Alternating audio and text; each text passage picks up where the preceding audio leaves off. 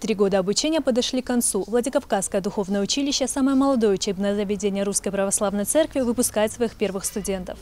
По традиции духовных учебных заведений выпускной начался с торжественного молебна. Его возглавил ректор духовного училища архиепископ Владикавказский Аланский Зосима. На богослужении присутствовали преподаватели и студенты, духовенства епархии, а также представители научной интеллигенции республики.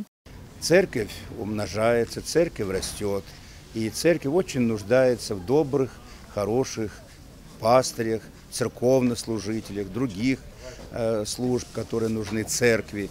И поэтому каждый молодой человек или девушка всегда нужны нашей церкви. Вы видите, сколько сегодня новых церквей открывается только в нашей епархии. Сейчас на открытии более 10 церквей.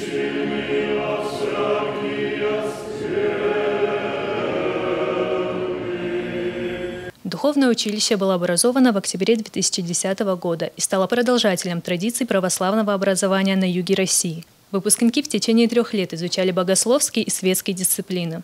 Обучение духовное, оно, конечно, не может остановиться на данном уровне. Это процесс длительный, занимает всю жизнь.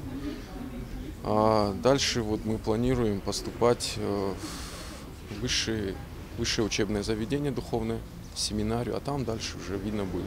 Дипломы об окончании полного курса получили 16 выпускников. 7 из них уже имеют высшее светское образование. В процессе обучения 2 студентов приняли священный сан и несут служение в храмах Владикавказа. Также сертификаты об окончании регенских курсов получили 7 выпускниц. Мадина Сханова, Евгений Маркин, Осетия ТВ.